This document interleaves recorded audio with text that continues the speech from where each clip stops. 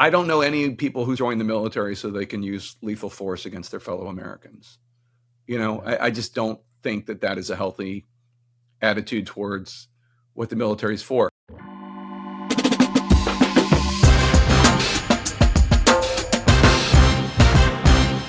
Hello and welcome to the Bulwark Podcast. I'm your host, Tim Miller. Delighted to welcome back a anchor and chief Washington correspondent for CNN. He's the author of a new book, Race Against Terror, Chasing an Al-Qaeda Killer at the Dawn of the Forever War. That book is out today. You might have heard of him. He's Jake Tapper. What's up, Jake? Hey, man. Can I just... Did J.D. Vance call you a dipshit? No. J.D. Vance called John Favreau a dipshit. And I'm honored that you also confused me. I was at a coffee shop in... Somebody else thought that? No, I was at a coffee shop in Covington, Louisiana. And a guy, it's kind of, pretty red area of Louisiana. And a very excited guy walked up to me. It's like last weekend or 2 weekends ago and was like, "You're John Favreau." I was like, thank God he didn't think I was Dan Pfeiffer, or love it. So I'm sorry. I knew it was an elevated rank of somebody that the vice president. No, JD called Favreau a dipshit. I mean, Megyn Kelly blamed me for assassinations and stuff. So it's everybody's getting arrows these days. I do not think you're responsible for the violence in this country. Thank you, Jake. I don't either. I'm doing my best out here, And also, I just have to say, I don't want to wade into you and Megyn can hash it out yourselves, but I really hate this us versus them thing that I see on social media more and more, as if that I'm not part of us or them. I don't know, and I don't like it when people are assigning me to be in any group. I believe in what I believe in, and I'm not no one else is involved in what I believe in. No, it's crazy. This is basically what me and Megyn were fighting about, because I don't mind being put in a group. I'm a never Trumper. You can put me in that group, but there are other never Trumpers that might do bad things, and I'm not responsible for that. I'm an individual. We live in a liberal democracy. We're all responsible for our own actions. I'm a lapsed Catholic. There's some good lapsed Catholics and bad lapsed Catholic. I'm a gay. There's some good gays and bad gays. That's just life. Or we all, and frankly, we all contain good and bad inside of us. We contain multitudes.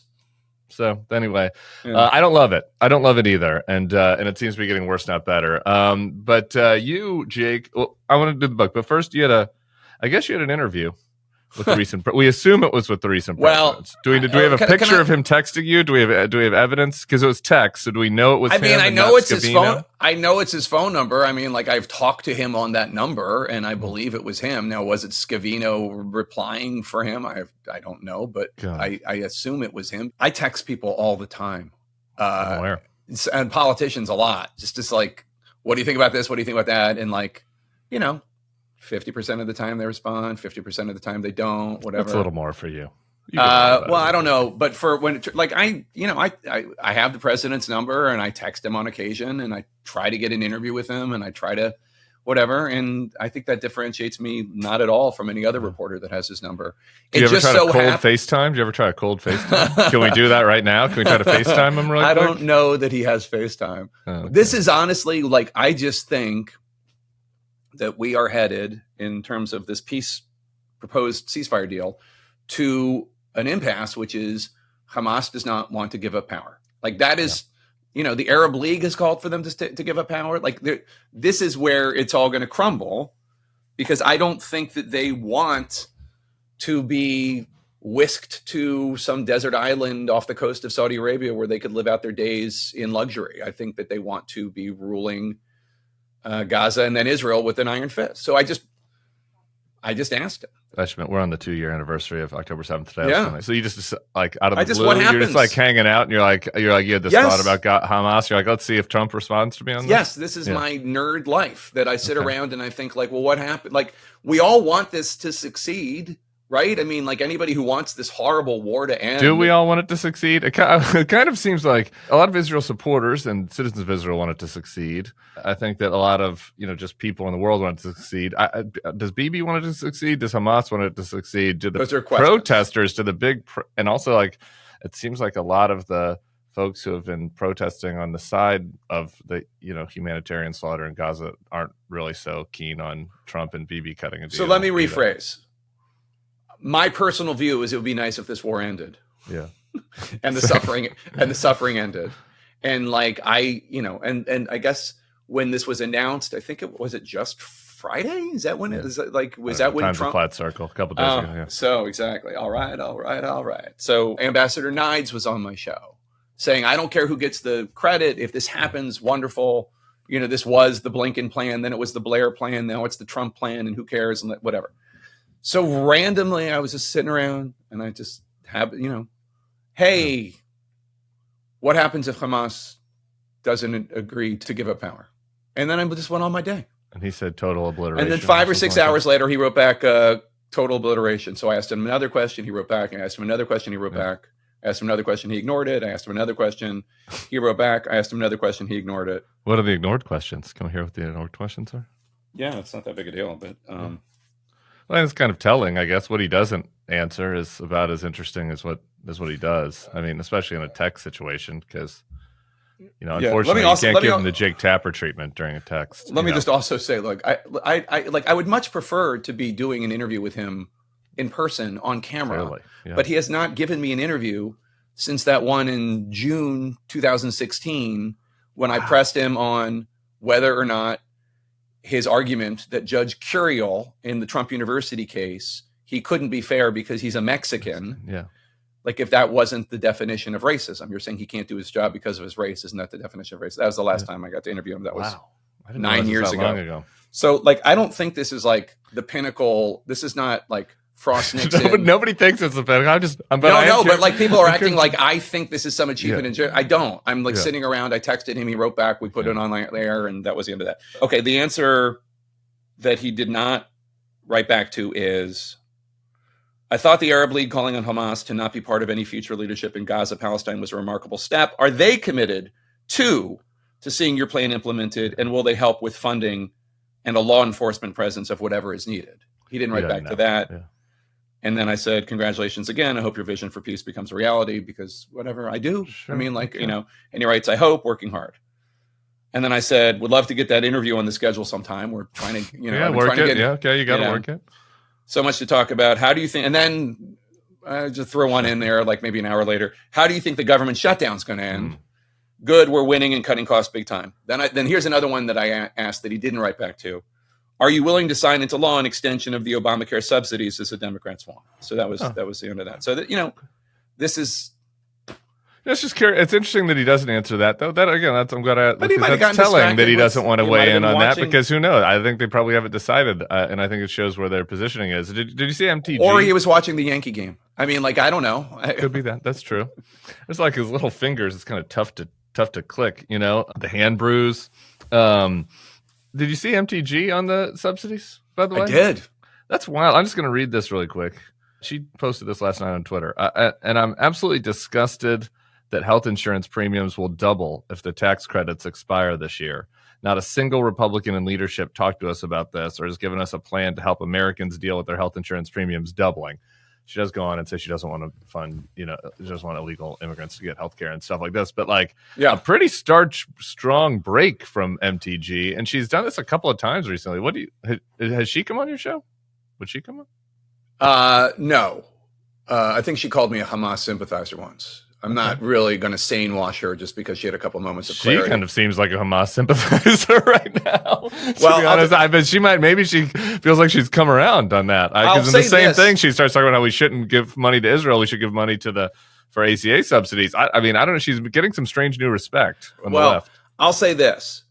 I saw somebody tweet about this the other day, and I agree with it. I don't want it to pretend it's an original thought. Yeah. The more that a politician actually is likely to go to a grocery store, the more they probably actually have an idea of what is going on in this country. Yeah. And the more that they have never been in a grocery store, at least not since COVID, and they discovered Instacart, right, the less. And I think that their health insurance premiums, and look, I don't know if doubling the tax credit or, hey, maybe somebody else asks the question, hey, why the hell are insurance subsidies doubling? All these questions are where people live. Cost of living, insurance. And my guess is and this is based on no reporting, just on watching President Trump for the last 9 years. My guess is he probably wants to cut a deal that makes him a hero to the Marjorie Taylor Greene, MTGs of the world, but also wants to stand straight and, thinks that Democrats are insects or whatever he said the other day. That's interesting. That complicates their stance, though, right? Like if the Democrats had demanded whatever, make DC a state or something that like you would never do, right? Like then you have a more traditional impasse. Like by focusing on these ACA subsidies, it does cleave against them a little bit, right? Because I mean, Russ, like the ideologues, like the Russ votes and the type, they don't want to extend the ACA subsidies, right? So there's internal administration dissension, and now with MTG, she's like really the first public person to show some dissension in the ranks in Congress too. And Rand Paul has different issues, but that's interesting. Don Bacon, the congressman from Omaha, was on my show Friday, and he said he thought there was room for some sort of compromise when it comes to the ACA subsidies. And I saw that the KFF did a study that suggested that I think most of these subsidies are going to people in states that Trump won. Right. Now, I mean, that obviously now includes Pennsylvania, Michigan, and Wisconsin. But I mean, that's a lot of states, and that's a lot of potential Trump voters. And as we know, Trump won the white vote, and that includes the white working class vote. And, that's a lot of people. That's a lot of people. And so it is interesting, the push and pull on this. The Democrats, what they put forward, and I don't know that it's been scored by any non-conservative outlet, but it was a $1.5 trillion cost over 10 years, according to a conservative estimate I saw by a conservative group, I mean. Yeah. So not all of it is the Obamacare subsidies. There's also basically restoring Medicaid coverage to what it was before the One Big Beautiful Bill Act. But yeah, I think it is interesting that Democrats are focusing on this one thing. And I don't know how much it's cutting through. Like when we see polling that says most people support extending blah, blah, the Obamacare subsidies, do they know that those are expiring? I don't know. Yeah. It's a big challenge. And this is a big challenge Democrats have. Some of them will know. And as MTG points out, like the rubber will meet the road when people's premiums go up. And people who are sensitive to costs, and which is most Americans, will notice that their premiums are going up. And the question is, will they blame Trump for it or not? And I think that's what the Dems are trying to do. And also the rubber will meet the road next week when the first people who are due paychecks for this government shutdown that don't get them, that happens next week, the 15th. I think it's members of the military. But in any case, that's also, just having covered these shutdowns before, the next round of stories next week is the military spouse who can't afford to buy diapers because her husband's paycheck didn't. And my old colleague Mark Caputo is reporting right now that the internal memo is saying that they're not going to do back pay, which is like traditionally, like if there have been furloughs, and they come back, the government workers get back pay, and they're talking about not doing that. I know there are constitutional issues with it, but the notion that members of Congress get paid and members of the military don't is so warped, and it would just be it'd be so much better if they did not get paid either. The members of Congress and their staffs. No offense to the staffs, but they're the ones doing the work also, staffs right? Are kind of underpaid, really, honestly. They're absolutely underpaid. And by the way, they were underpaid, but when Congress existed, Congress kind of doesn't exist right now, so they're not really doing much. But the House has been in like 32 days this year. But that the work of members of Congress is far beyond what we see. It's a lot of like chasing down Social Security checks and advocating for somebody to get disability benefits. There's fundraisers. A lot of caseworkers that do that. Sea Island fundraisers. Yeah, there's a lot of stuff. All right, guys, we're back with one of our longtime sponsors, one of our favorites. It's OneSkin. I've been an evangelist for OneSkin, not just on this podcast, but with every heterosexual middle-aged man I meet. You wouldn't believe the dry skin I'm seeing out there in these streets and the pores among these straight men. All right, it's not. Let's moisturize. People moisturize. This is the reason. If you don't, and it's the reason why gays look better. This is also the reason because this evangelizing has worked, and because straight men are starting to do it, including those in my lives. This is why we look different than we looked in the 80s. You go back and watch those 80s movies or 80s TV shows, like Cliff Clavin on Cheers. I think he was supposed to be like 32 or something. He looks horrible. All right. You don't have to do that anymore. You can moisturize with OneSkin, known for their cult favorites like OS1 Body, OS1 Face, and OS1 Eye. OneSkin stands out for their science-first approach to skin aging, delivering hydration, barrier support, and powerful longevity benefits in every product. Born from over 10 years of longevity research, OneSkin's OS1 peptide is proven to target the cells that cause the visible signs of aging, helping you unlock your healthiest skin and hair now and as you age. For a limited time, try OneSkin with 15% off using code Bulwark at oneskin.co. That's 15% off oneskin.co with code Bulwark. After you purchase, they'll ask you where you heard about them. Please support our show and tell them we sent you.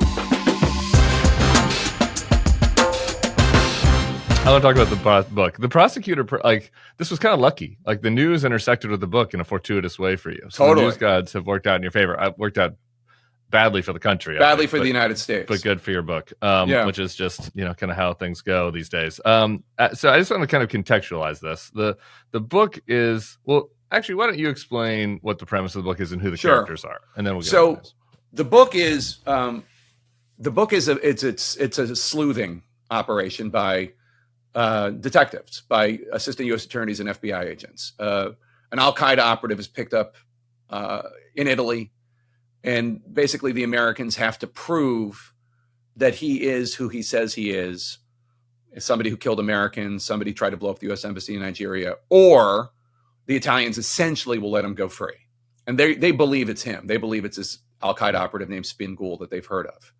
So the book is basically about how the Americans prove the case, and it's a police procedural like CSI or Law and Order, anything in which you're trying to track them when you find the clues and the finding of evidence interesting, which I do. That's one level of it. And I wrote it like a thriller. I tried to write it in as compelling a way as possible from what I've learned from writing fiction, except this is nonfiction. On a different level, this is about a functioning U.S. government, a functioning FBI, and a functioning Justice Department, that is trying to make sure that bad people are locked away forever. So that they can't do us harm. And this happens at a time that one of the heroes of the book, a guy named George Toscas, who sat at the National Security Division for the Justice Department and was legendary for just being a hard ass. And I should note, I've never talked to him in my life. He's never helped me with the book. I only know about him through his colleagues. Like, reporters hate him because he doesn't give us anything. But I know enough to know that you want him fighting the war on terror. You want him making sure that all the prosecutions of terrorists are as tight as possible so they don't go south in court, which does happen. And George Toscas, in January, after my book was written, was sidelined by the Trump administration because he had signed off on the warrant in Mar-a-Lago for the national security classified documents. And so the guy in my book is a guy named Spin Ghoul, and he is, to this day, the first and only foreign terrorist tried in a criminal court in the U.S. for killing service members in a war zone. And at the time, it was incredibly controversial, and there's all these politics, Lindsey Graham and Chuck Schumer. Nobody wants this guy brought to the United States. Trump right now is trying to prosecute the second foreign terrorist captured abroad in a U.S. criminal court for killing American service members in a war zone, and that is this guy Jafar that the Pakistanis and CIA caught. And he's now in a prison or a jail in Virginia waiting for trial. Last week, the Justice Department fired the assistant U.S. attorney working on Jafar's case, a guy named Michael Ben-Ari, because you probably know this person better than I, somebody named Julie Kelly, some MAGA activist, suggested on Twitter that he was part of the resistance to the Comey indictment, which he was not. Right. He's not even, he's focused on trying to put this terrorist away.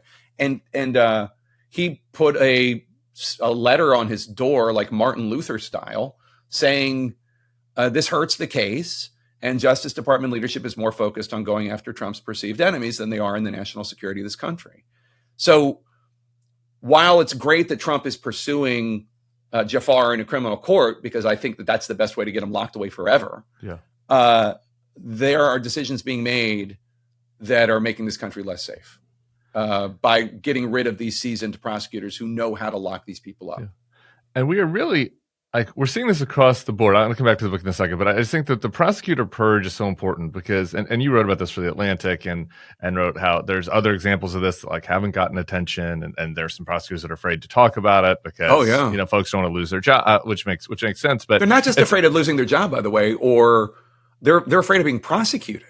Right. They're afraid of the Trump administration going after them and ruining their lives. And these are people with families. I mean, there are a lot of journalists who are this way too, as you know better than I, Tim. Well, no, better than I, but you know as well. Yeah. So there are the national security cases, which are important, as you mentioned, like the idea that we get rid of the prosecutor going after this terrorist who is allegedly responsible for 13. Yeah, 13 deaths. service members killed at Abbey Gate and 160 innocent Afghans. It's I mean, the insane guy that was we would fire that person and for what?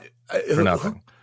Because Julie Kelly tweeted something? Like, it's like, what? That's our real life. Like, it was just one put from like a blog from the American Greatness blogger. Now this guy who's in charge of keeping us safe, prosecuting terrorists, is out of a job, and we have somebody who's less capable in there. You mentioned Toscas, but this is also true in other areas, right? So Maureen Comey's the most obvious one. I mean, this is a bunch of FBI people. Yeah, this is a bunch of FBI. I had Mike Feinberg on the show. He is a China expert. It's like, this is an administration that allegedly it says that they're strong on national security, wants to be really tough and macho and have lethality on terrorists, wants to go after China, they're hawks on China, claim that they want to go after pedophile rings. That was a big thing on the MAGA right. And they're firing the prosecutors and FBI officials that are the experts in going after all of those threats. Yeah. That's why, I was asked a few weeks ago how I look at covering the Trump administration. And I said, there's what he does, there's what he says in public, and then there's what he says on Truth Social. Yeah. And I think what he does is the most important. That's not to say that I don't cover all of it. I cover all of it, but like, what he does is the most important. At the end of the day, he can say whatever he wants about national security, but look at what he's doing. He can say whatever he wants about the Epstein files, but look at what they're doing. They could release, I'm sure you've talked about this a billion times already at this point. I've seen at least 1 million of them, but like, he could have released almost all the files by now, just not the grand jury stuff, but everything else he could have released. I mean, I guess I'm just interested since, because of the reporting for the book and just other reporting you've done in the past, and, being in DC, I guess you said the origin story for the book is that one of the prosecutors, one of the AUSAs, was like a dad at a party. So, you're in DC and the dads at parties are more in this space than they are here uptown New Orleans. He told me this great story. By the way, it's a huge lesson for journalists out there. If you're like, I threw a paintball birthday party for my son 3 years ago, and 3 years ago this month, it's out in the boonies in Virginia. And because it's so far, I invited the grownups to stay, drop off your kids, stay, have pizza, drinks. That way you don't have to make 4 hours of driving. It's only 2. And one of the dads and I start talking, and he just tells me, because it kind of comes up, I was talking about how bad the military is at keeping records and how poor they are at sharing them from my book, The Outpost. Yeah. And he starts telling me this story. And like, I gotta believe that anytime you're at a party, there's somebody there that has a book in them and they just don't know it. I don't know who it is, but like, somebody's got a great story. Somebody has got the story of their life, and it's actually worth a book. So so Dave Bittauer told me the story. Yeah. So my point is, I guess I'm assuming you're talking to all these people still. I guess I'm just wondering, like, what is like the level of alarm about the purges inside the FBI and the DOJ? Like, do you have any insight into things like that maybe might not be seeing or might not be clear to us, like beyond? I mean, the Michael Bennery and Maureen Comey, and these have been like big stories, but it seems like it's deeper than that. I think that people are very scared. And I think that the testament to how scared they are is they only talk about this on encrypted apps with me. And generally speaking, I sent that Atlantic story to a lot of people, and none of the lawyers texted back about it. I think people are scared. They would reply on encrypted apps. Is what I mean. Just because people are scared and they think they're being surveilled, and they think that there is like a real. It's kind of like McCarthyism, except instead of expressing sympathy for the Communist Party, it's people who are expressing vague opposition to any disagreement that they might have with anybody who ever worked for Trump. I mean, it's just, it's madness. It's chilling. You see the impact of it on everywhere. Although thankfully we still have a judiciary that's willing to hold the line. But as you noted, it's not as though people who know better in Congress are saying anything. I mean, in terms of Republicans. That's an interesting thing to observe. I mean, we don't. So I just want to be clear. I don't like anybody doing a headline here that's not true. Like, we're not saying we know that Kash Patel or the FBI or whatever is surveilling people that work for the Justice Department. But like people that work for the Justice Department think they might be getting surveilled. Yep. 100%. That's crazy. I mean, yeah. It's alarming, but like what they're doing. I mean, they are purging people in the FBI who carried out orders of anything having to do with January 6th, which remains a blight on this country. Yeah. A criminal, riotous gang of people trying to stop the counting of electoral votes through violence and attacking police. Did you see Stephen Miller interviewed by Boris Sanchez yesterday on CNN? Oh yeah. At one point, he was describing, what was supposedly going on in the streets of Portland, but it sounded as though he was talking about January 6th people. But like they have so effectively. He even used the word insurrection. He used the word insurrection. Yeah. He talked about attacking police, and it was just they have so whitewashed that from their brains that they don't even understand how they sound. And look, obviously, any violence that goes on in Portland or Chicago, whatever, I'm sure you and I and everybody listening decry it. Nobody should be beating a policeman. Nobody should do all that stuff. But that all happened on January 6th. And like all those guys have been pardoned. And there's also literally the Trump appointed judge in Portland that looked into the allegations. Like there's none of that that hasn't been happening here. Right.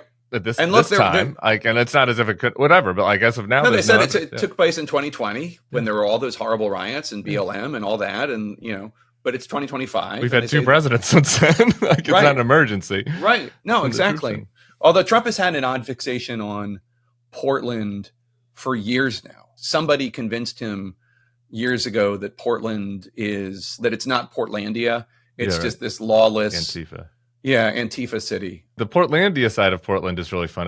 Like one Democratic congressperson, I think Nick Kristof, like both were posting videos of, people doing "This Land Is Your Land" singing and like old hippies and stuff. Like it could have been a Portlandia episode. We had a reporter, Shimon Prokopez, walking through the protests yesterday on our show. And look, I'm sure that there's violence that happens. I don't mean to make light of it, but like it was old bunch of hippies. Now, again, it was, early afternoon and whatever, but again, there's nothing. I'm sure there's violence that takes place, but the picture that is being painted, those on the ground say it's not true. Yeah. Including the police chief of Portland, who one would think doesn't the Trump like violence. Judge. Right. Yeah. Doesn't like violence against cops. Just on that military in the streets. And one thing that you've just been, not to gas you up or whatever, but I really do appreciate your work that you've been very focused on veterans and people that serve the country, people in the military. And so I'm sure you have a lot of sources in that kind of world. Yeah. How do they feel about the being deployed into the streets? Is there concern within the military rank and file, or are they, I don't know, or maybe they like the Pete Hegseth, Tom Cruise Magnolia speechifying stuff. I don't know anybody who thinks it's appropriate for U.S. military to be deployed the way that they're being deployed. Sure, when they were deployed during the LA riots in, when was that, 91? Or 92, I guess. But I don't know anybody in the military who, they don't train. It's funny because in that speech that they did at Quantico, Secretary Hegseth and President Trump, Hegseth comes out and starts talking about that this is about a renewal of a focus on lethality. Yeah, that's what. No this fats, is. No femmes. Yeah, no Big fat muscles. chicks, all that. Like no, but like the that's the SNL joke. Yeah, we got it. But yeah, like this is a return to a focus on lethality, and I think that there are definitely people in the military who liked what he had to say on that. They might not have liked everything he said or how he said it, but the idea of we need to get focused on this is what the military does. We kill people, we protect people, etc. And then Trump comes and starts talking about deploying them to Chicago and Portland. Well, are they going to be using this expert lethality in Chicago and Portland? Because I get that, Trump said it was going to be a testing ground. So I assume he thinks so. I don't know any people who join the military so they can use lethal force against their fellow Americans. I just don't. I just don't think that is a healthy attitude towards what the military is for. Sure, in a pinch, if the law enforcement needs help, if law enforcement can't do the job. But it's just a completely different set of skills. I mean, what police are trained at and what the military is trained at it's not like you go, like if anybody who just leaves the military and becomes a cop, it's not like they're like, oh, you don't need to be trained as a cop. Just we know you were in Kandahar, come on board. Like you have to be trained. Like it's a whole different group of skills and things that you're not supposed to be doing. And, people you come in contact with who are having mental health or addiction issues. I mean, it's what police are asked to do in this country is remarkable. Anyway, I don't know anybody who thinks it's a good idea to be deploying U.S. troops in the streets of Chicago or Portland. Well, besides like the president, the vice president. And you asked about people I knew. Yeah, got it. We all know there are things we can do to reduce our monthly costs and improve our finances, but it's tough to find the time to go through the credit card bill. It's tough to find the energy. It gets your blood pressure up. I spent how much money on that delivery salad? And so you just don't want to deal with it. And it's hard to decide what you want to trim. With our sponsor today, we got that resolved. With Rocket Money crunching the numbers for you, leveling up your money game gets way easier. Rocket Money is a personal finance app that helps find and cancel your unwanted subscriptions, not the Bulwark Plus. Okay. That's a very valuable subscription that you're going to want to keep. We keep adding on new people. All right. We keep making the value of that subscription higher and higher. So you're not going to get rid of that one, but you've got other unwanted subscriptions out there. I know you do. Maybe you've got the free press. Monitor your spending, and it also helps lower your bills so you can grow your savings. Rocket Money shows you all your expenses in one place, including subscriptions you forgot about. Rocket Money makes it easy to help you cancel those. If you got a goal you'd like to save for, Rocket Money can analyze your accounts to find the best time of each month to put extra money aside.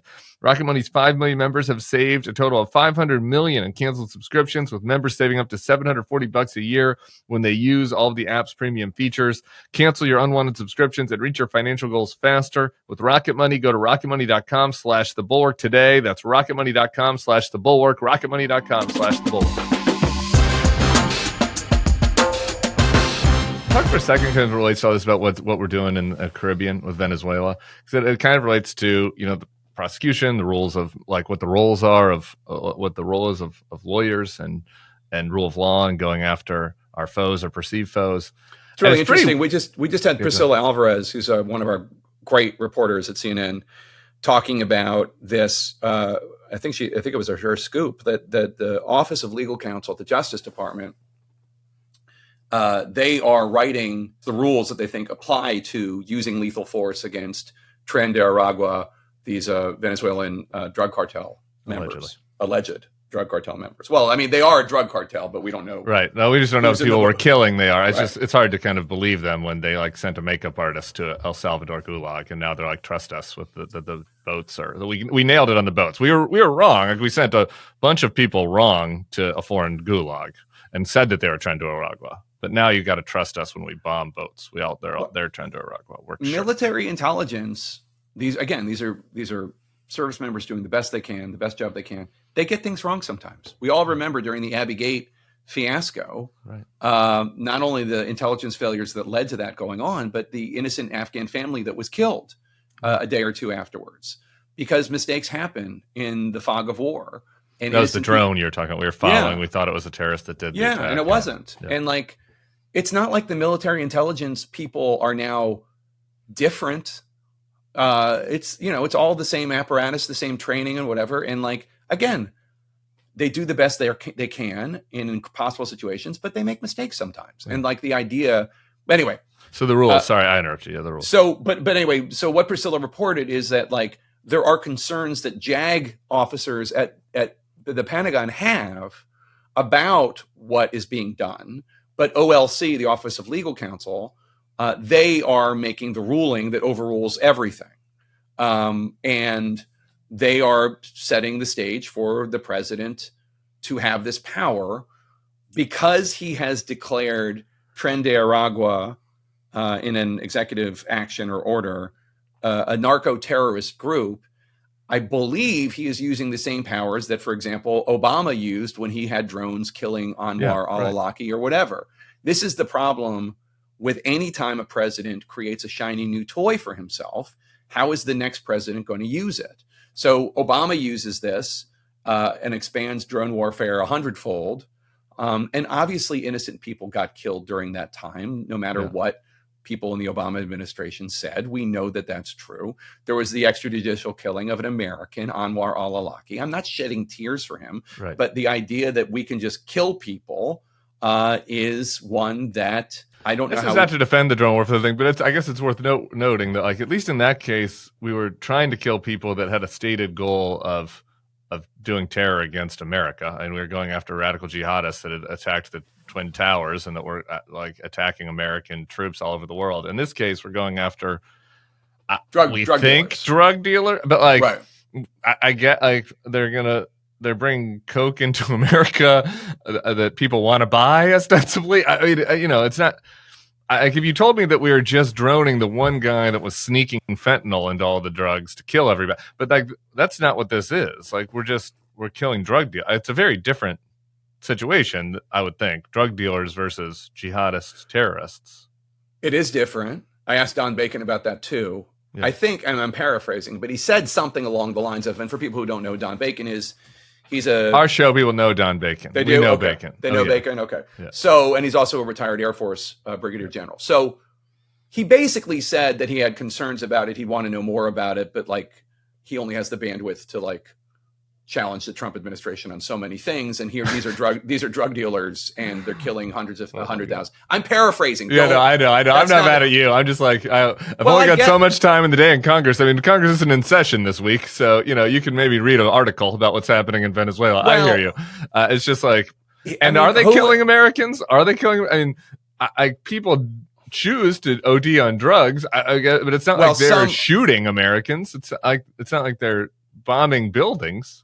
Flying planes into buildings. They're selling drugs. Some of this is not Americans overdosing because it's themselves, abusing a drug, which doesn't excuse the criminal enterprise that brings that drug there. But some of it is lethal doses of fentanyl put into things that are not. But we don't know. That's coming from China and Mexico. That's coming from this is coke coming from Colombia through Venezuela. Anyway, I'm just saying Don Bacon should read an article about this. This is not what this is. I'm not trying to get Don Bacon in trouble. My only point is, like, I think that that's an attitude that a lot of people in Congress might have, which is just, I just don't have the bandwidth for this. That's unfortunate. But I think that. As you just the New York Times has reported we might be doing a regime change war in Venezuela, so it seems like they should focus on it. I would suggest. I agree. I think the idea that this is a much more complicated thing than just blowing boats out of the water, that the fentanyl's coming from China and then going to Mexico and then being smuggled, usually through legal ports of entry, and that this is not just if you blow up these ships off the coast of Venezuela or in the Caribbean, that's going to end the problem. I think that that's accurate and true. I also thought it was odd to hear senior members of the government joke about how, like, fishermen don't want to go in the water anymore because they might get blown out of the water. Why is that funny? Yeah, I don't know. It's wild. I want to talk about your other book, just really quick on book stuff. Your last time you were on, you'd written a fiction book, and we were talking about that. Yeah. And I asked you when you found time for it, and I found your answer unsatisfactory. You're doing you're doing a daily show, multiple hours. You're reporting, you're writing, you're parenting. How you've written 2 books in the last year? No. No. I started writing Race Against Terror in 2022, 3 years ago, and I was done with the first draft 2 years later. It took me 2 years to write the first draft. So when Alex Thompson of Axios and I started writing the Biden book after the election of 2024, the Race Against Terror was in edits and fact-checking, which required some work, but not the kind of all-encompassing work of writing a book. So you're doing this like at night after the kids are in bed? At night and in the morning. There's a lot of morning work I do. The kids go off to school at 7:30, 7:45. I have my first call with my staff at 8:30. Yeah. So, there's time in there. But in any case, the Race Against Terror basically is a 3-year project, and Original Sin, the Biden book, was November, December, January, and then editing and fact checking in February, March, and that's how that happened. So here are my thoughts. Did I not come on the show for Original Sin? You didn't come on the show for Original Sin. I was in a dark emotional place between basically Thanksgiving and Valentine's Day, and I was just like, I don't want to subject myself to rehashing last year. I wasn't ready to do it yet. It's fair. There are a lot. And you also were everywhere. I mean, you did like 112 podcasts. I thought the 113th wasn't really adding a ton of value. So it's a combination of my feelings. You and I have a special thing. I mean, that's true. That's true. We can do it now. No, whatever you want. I mean, I think there are a lot of people who are still very upset about it. I think it's all just conflated in people's minds. What Democrats did. Yeah. So that's what I want to get into just a couple of the things. Me and Alex writing about it, all of it. I think people are just still very upset about it. And I totally understand. People are upset. People are so upset. This is going to be my first question. Anytime Donald Trump does something insane, starts talking about how he knew about bin Laden ahead of time, or his hand makeup, or his drowsy Where's speech. Jake Tapper? Yeah. You see the tweets. Hey, Jake Tapper, write a book about this. So I just want to hear you. I mean, some of these people are obviously trolling you and not being good faith, but I'd like to hear your good faith response to that question. So first of all, can I just say that criticism? On October 3rd, so last week, it was the anniversary of the attack on Cop Keating. And I did like a little thing. And somebody said, why don't you write a book about it? I'm like, I did. I wrote it. It's called The Outpost. But anyway, they made a movie out of it. Here's the thing. I have a 2-hour show on CNN every day. And I don't know anybody who thinks that we don't cover the president and we don't cover him aggressively. And when he says what he said about bin Laden, it's like the 100th time he's made this inaccurate claim. Even though it happened over the weekend, I covered it on Monday and I fact checked it and we talked about it on our panel and I covered it. And so I get the easy troll and it's fine, whatever. Like as Hyman Roth said, this is the business I've chosen, but I am covering. What about this part of it? You're not a dementia expert, but just as a person that's sitting in the chair watching these guys every day, do you think that's fair? Do you think that Trump has acuity issues akin to Biden's, or age issues akin to Biden's, or do you think it's a different set of things? It's such a loaded question. Alex and I, our description of Biden was, we did not say this is a man who is addled and in the throes of dementia and can't have a conversation. I mean, we said this is what people close to him told us. And, sometimes loses his train of thought, sometimes forgets names, sometimes this, sometimes that. I mean, it was very precise. And at the beginning of the book, it said, if you're looking for us to say that he's a hollow husk of a man who can't have a conversation, this book is not for you. And if you're looking for us to say he's exactly who he was in 2012, and on top of everything, this book's not for you either. So what we said about Biden was very specific, and we were not referring to him in ways that people are characterizing it today. That said, certainly Donald Trump seems significantly older now at 79 than he did in his first term. He says things that are bizarre. He rambles. He lies a lot. He says things that aren't true a lot. He confuses names. He conflates events. I mean, I cover it all. I want to defend you on this. Because I get asked the same question in your absentia. Because I talked about Biden's age quite a bit too. It's funny. There's this perception out there, the right criticism of your book and of the media broadly. Generally, it's people didn't talk. It's oh, Jake Tapper just found out Biden was old after the election ended, and I was just I don't know. Everybody, we all talked about it. Our fan page on Reddit, actually, the Bulwark fan page, trolled us. A year before the election by changing our logo to being Biden is old from the Bulwark, because they were so annoyed that we were talking about it so much. I was people talked about it. But anyway, Trump is crazy. I'm putting this in my words. You don't have to agree with this. Trump is an insane person and is manic and also old, true. But he's out there all the time. There is a difference. Biden was not out that much, and he did look very frail. And Donald Trump is out there. I'm not saying this is the same as running a marathon, but he's talking like 5 hours a day extemporaneously in front of cameras, and that's the difference. It just I think. I mean, the way I have put it is that, and look, Donald Trump is 79, and he's showing every day of it. I mean, like that said, he does have more stamina than most politicians his age.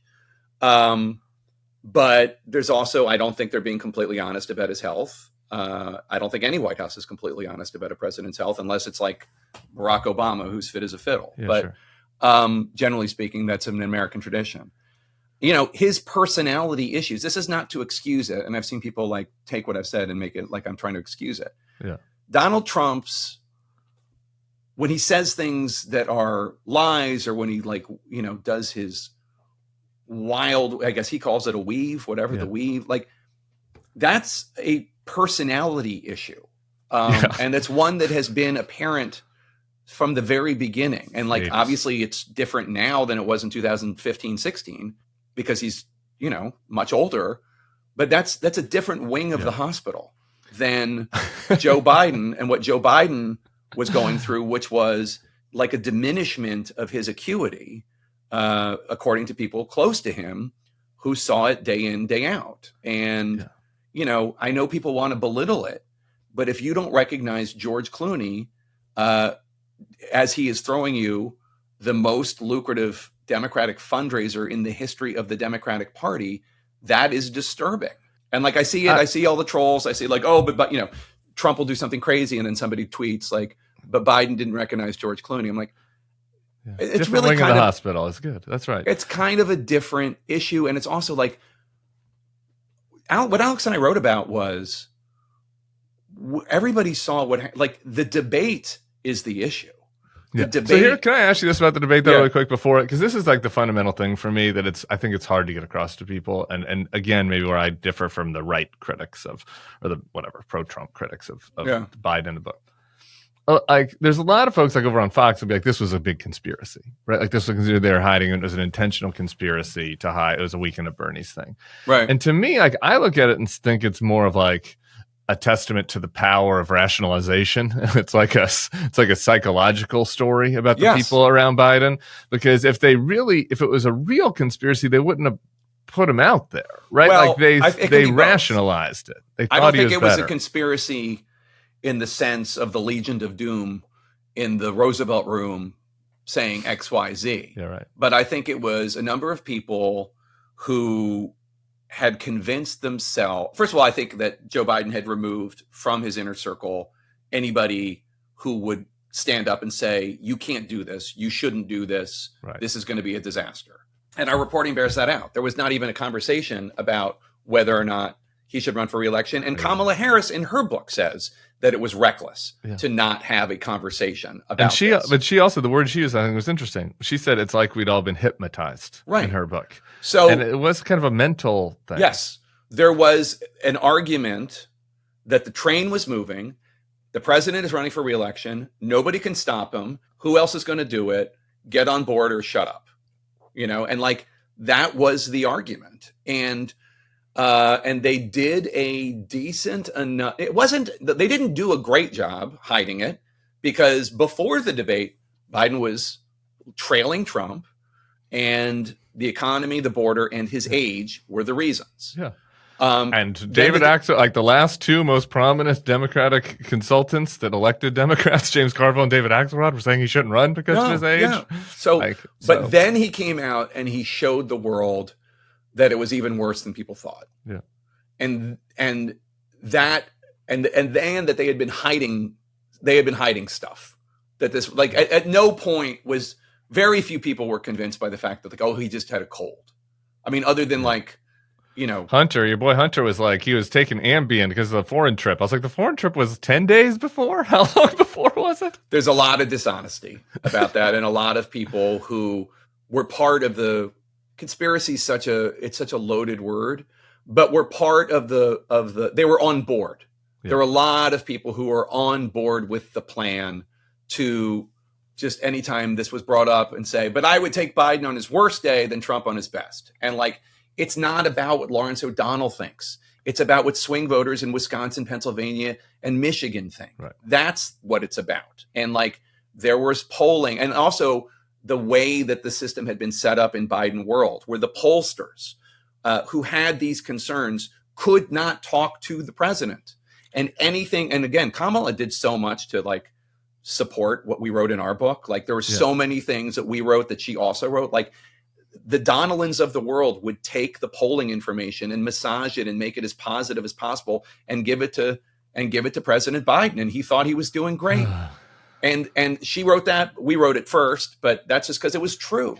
And so there was this, and whether it is an intentional conspiracy because Donnellan was making, $8 million if Biden won, or just a bunch of people who believed in him and thought Trump was an existential threat and saw no other route other than Biden, whatever it was, they hid the truth. And that truth was exposed to everybody on the debate. And like Biden was forced by the Democratic Party, not by me and Alex, but by the Democratic Party to quit. And we wrote about it because we thought, what the fuck just happened? Yeah. How on earth did that happen? By the way, I would have loved to have just read the book on this instead of having to write it. But like when you're a journalist, if people aren't writing the book you want to write to read, then you write it. And so we did, and I'm proud of it. And who was the and it holds maddest up. at you? Who's the maddest at you over the book? I mean, I think Hunter and Joe Biden are probably the maddest at me, but also just there is still this refusal. And Tim, I've seen you be very, very honest and very, very candid about how angry you were after the debate. Yeah. And like, I'm sure that wasn't necessarily good for subscriptions. So, I mean, kudos to you for that. But like, there are still a lot of people invested in the idea that we shouldn't even be talking about this. Crazy. And the Democratic Party's approval rating is still in the dumps. And it's not just because, of the border. It's because they spent years lying to the American people. And yeah. I think that maybe we'll never get it, but I think that Democratic voters and independent voters are due some sort of acknowledgement. And honestly, to her credit, Kamala has come the closest of the 2028ers. Yeah. She's come the closest. I agree. I just wish they would just say, look, we saw Donald Trump as an existential threat. We're in a shitty situation. I thought that he was doing a good job as president. Obviously, saw that he was getting older, but I also just looked at the metrics of what we had passed and what I thought we had accomplished, and I felt like, given the stakes of the threat, it was the best option in a bad situation. And in retrospect, that was dumb, and we fucked up. And a lot of people saw it more clearly than I did. Inside the problem, just be honest about it. Like that's the truth. I would love some honesty. The problem with it is that they were arguing that Joe Biden had and has, to this day, the wherewithal to be president until 2029. I know. I can't. I'm going to stroke. They weren't saying elect Joe and he'll retire in a couple of years, and then Kamala will take. I mean, there wasn't any acknowledgement. I was asking Jake about this. That's the craziest part, Jake Sullivan. I was like, that's the craziest part of all this. You'd think he was going to be president in 4 years. Anyway, I can't do anymore. What? Just one last thing on the Trump. Can I just say one more thing about the Biden thing? Yeah. Their argument that his decision making was solid. Like whatever his abilities and whether and how much he was grounded in reality, or if he knew that this congresswoman was dead or not, or all that stuff. Their argument that his decision making was solid, I think is, I know, and I don't even think you've read the book, and I understand it. But like, if you do read the book, I just want to be very clear. I've not read the book. Okay, I've not read a single book about the 2024 election. I hear you and I understand. Let me just tell you. Well, I don't even know if you want to. I'm not trying to sell this book anymore. Just do it. We're here now. There are Democratic senators in the book expressing concerns about the president's wherewithal when it comes to knowing certain facts, one of them having to do with terrorists, to Gitmo, one of them having to do with how much he even had a handle on anything having to do with immigration. And like, I think the idea that his decision-making is solid is a bullshit argument, because if you can't even trust the president to know all the facts and have a handle on his job, as Senator Bennett expressed in the book, when it comes to like how much Biden even understood what was going on with immigration, then I don't think you can make that argument. And I think that people can be mad at me all I want. Like I said, I signed up for it, but like they really should be mad at the Democrats who lied to them. That's what I think. 100% agree. Let me tell you, if there's a surefire way to wake up feeling fresh after drinks with friends, it's with pre-alcohol by ZBiotics. You know by now, ZBiotics pre-alcohol probiotic drink is the world's first genetically engineered probiotic. It was invented by PhD scientists to tackle rough mornings after drinking. Here's how it works. When you drink, alcohol gets converted into a toxic byproduct in the gut. It's a buildup of this byproduct, not dehydration, that's to blame for rough days after drinking. Pre-alcohol produces an enzyme to break this byproduct down. Just remember to make pre-alcohol your first drink of the night. Drink responsibly, and you'll feel your best tomorrow. I didn't need to use ZBiotics pre-alcohol last night. I went to see Empire of the Sun down here, and I was just like, I got Jake Tapper today. I got to behave. And so, I was on the sober side of things. And Empire of the Sun, it's a band that's got a lot of lights, costumes.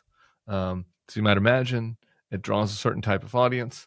And I can tell you that there were some people around me that could have used the ZBiotics pre-alcohol. I think some of them are having a rough morning after drinking. It was kind of entertaining for me, really. But when I am going to be drinking for our shows, I'm going to take ZBiotic to make sure I'm ready for you and the podcast the next day.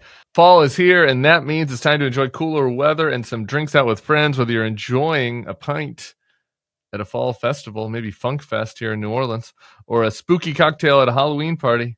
Don't forget to drink a pre-alcohol before drinking. You'll be able to celebrate and still wake up feeling great the next day. Go to zbiotics.com/thebulwark to learn more and get 15% off your first order when you use the Bulwark at checkout. ZBiotics is backed with 100% money-back guarantee. So if you're unsatisfied for any reason, they'll refund your money, no questions asked. Remember to head to zbiotics.com/thebulwark and use the code THEBULWARK at checkout for 15% off. Last thing, I think the one criticism, or not criticism of you, but like the one frustration that the Democrats that I get is that people have, that I hear when I make this argument about how you should be mad at Biden. Biden lied to people. People get it. That's why their popularity is so bad. They say, well, Trump's lying to people all the time. Trump fucks people over all the time, and like why isn't the same true of him? And we cover it every day. No, I know you do. It does feel like there's an asymmetry about like the reaction to it, though.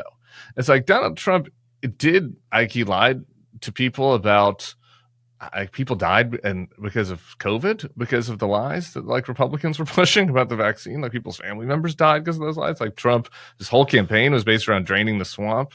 He's running the most corrupt administration in history by like a mile, right? You agree with that, right? I mean, it's the most corrupt administration we've seen, just by money, dollars and cents. Like he has his own crypto coin. Like it's crazy. It's crazy. The president has a cryptocurrency. People are paying money into it. It is remarkable what he is able to do with no pushback. And if you compare it to the stuff sleazy as it was that Hunter and the other members of the Biden they're pikers in terms of dollar for dollar. I mean, like just all of the stuff having to do with the cryptocurrency and all of the stuff having to do with rolling into town a week before the president rolls into town and like talking to people and then like rolling out of town. I mean, it is, I mean, so people's frustration though, right? It's just like, they want to scream. It's like, look, he is lying to everybody. He is running an extremely corrupt administration. He's also old. He has a bruise on his hand. Why is there not the same backlash towards him? Not among you, but like out there among the electorate. I can't speak as to what affects voters one way or the other. All I can do is report the facts and let the chips fall where they may. And everything you've talked about, we've covered. Like we had Sanjay on to talk about the president's swollen ankles and bruised hands. Like what is going on? And we will continue to know all this, to cover all this stuff. I'm not there to yell, I'm mad as hell and I'm not going to take it anymore. I'm there just to report the facts as clear-eyed and honestly as possible. I don't know why some people react to these things differently than others. I can't speak to it. I mean, and the Queen had the bruise on her hand and then died a couple days later. So, wasn't she like 97? He's 79.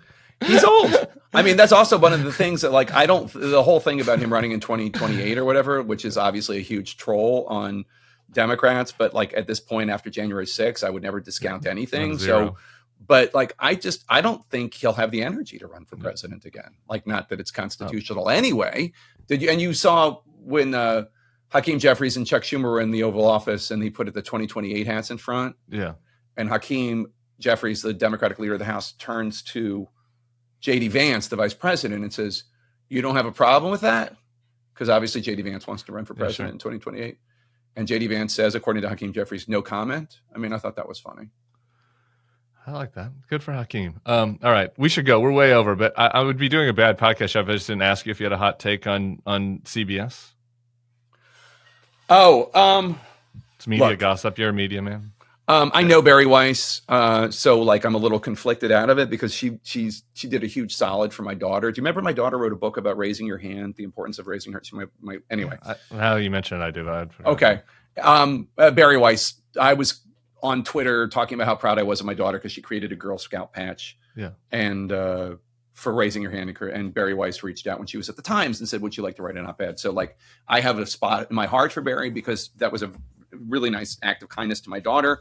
And I generally think that a lot of institutions need shaking up, whether it's media or academia. And I don't really necessarily have an inherent problem with disruptors in this era that people are losing faith in crisis. And, I think CBS News is a great brand, and I'm going to reserve judgment to see what happens. Were you a big Free Press reader? I read the Free Press. I was an original subscriber, but I subscribe to you guys. I've subscribed to a lot. I mean, I subscribe to a lot of alternative media because I guess I'll just say this. So this would be the nice way to put it. I think it'd be really strange to put me in charge of ABC News. Because you're an opinion guy? Yeah, because you look at the Bulwark, we have a fucking point of view. And like we mostly write about the threats to democracy that this administration face. I think that's the most acute threat facing the country. So I defend that choice. But Barry Weiss has an outlet, and they mostly write about the threats to democracy faced by the woke stuff. I that's what they write about. Like that's the most thing they write. They don't write that much about this. And so I think it's strange to put her in charge of a news division, just like it'd be strange to put me in charge of a news division. I don't think the plan is to make CBS News a television version of the Free Press. I think the Free Press is its own organism that has its own appeal for covering certain kinds of stories. And I think CBS News is different.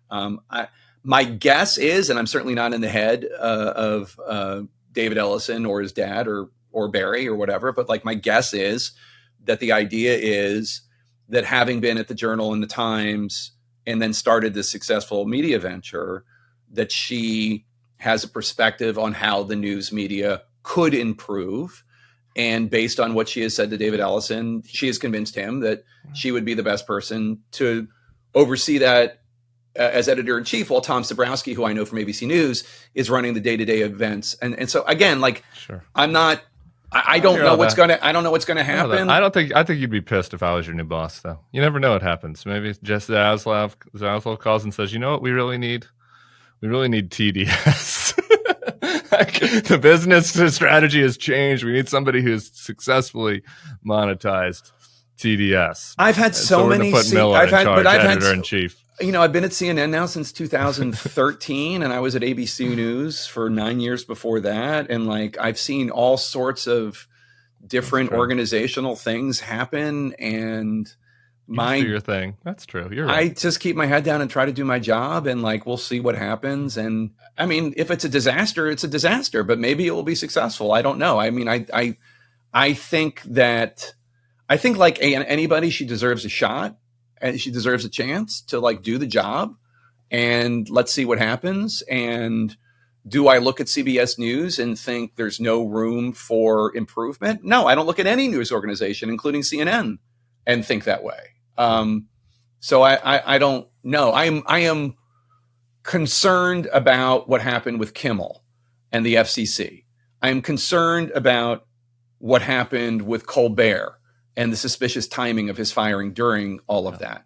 The 60 minutes settlement for editing an interview, which every news outlet has done throughout all of history. And I've said that 1,000 times on my show. Yeah, I aired the edit that Fox News did when they interviewed Trump, and he gave a long answer about the Epstein files, but they only ran the part that made him look decisive. I guess that's my point. She didn't criticize that 60 Minutes thing. I'm not trying to get you in trouble with Barry. I just that is the thing that I think has some people concerned. I agree. She didn't criticize the 60 Minutes. It's like a free press. It's a free speech outlet. Like now she wants to take over CBS News. You know what I mean? There's just concerns that like this is. I'm not saying that concern. I mean, you just asked me what I thought, and my thought I know. Let's see what happens. Yeah. Like it's an easy, cheap clickbait for me to like start bashing anybody at this time. But I'm not looking for it. I was just curious. Your thoughts? I mean, you have media gossip thoughts. We all know that. I mean, I hope the truth of the matter is that I hope it works. That's the truth. Because we need as many thriving, successful, fact-based news organizations as there are out there. We need, in my view, less ideological media, less in terms of broadcast media. It's like we have MSNBC, sure. We have Fox, they're there, great, live and be well, preach to your choirs, but we need thriving news organizations that are not perceived as having ideological underpinnings.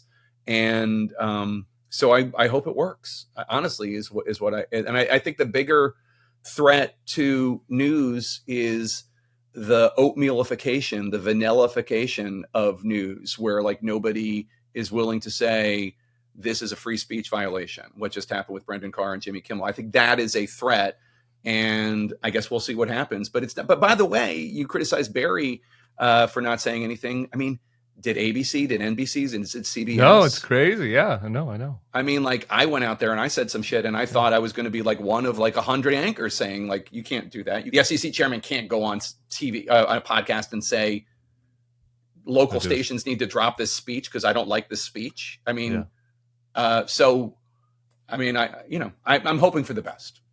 Me too. There's some concerns out there. We could do this for hours, Jake. I'm way over. I apologize. So we don't have time to talk about the Broncos win over the Eagles. I am wearing my Broncos shirt. And I do have time to read. I'm reading this book.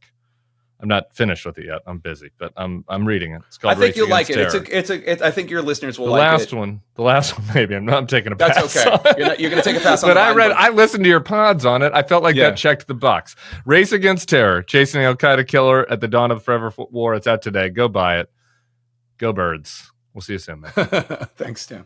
All right. Thanks so much to Jake Tapper. For you Next Level fans, no Next Level coming today or tomorrow because we got that live show in D.C. There's still a couple tickets left. If you want to get out to D.C., thebulwark.com/events. Me and Sarah and JBL will be live Wednesday night, so that'll be out later in the week. Tomorrow, we are taking a turn into what I promised you. I want to get into tech world, AI world, this TikTok purchase. I think this TikTok purchase is the most alarming thing happening out there and on a whole list of alarming things. So make sure to tune in for that. Appreciate Jake Tapper for coming on and getting the business from me. And we'll see you tomorrow for another edition of the Bulwark Podcast. Peace.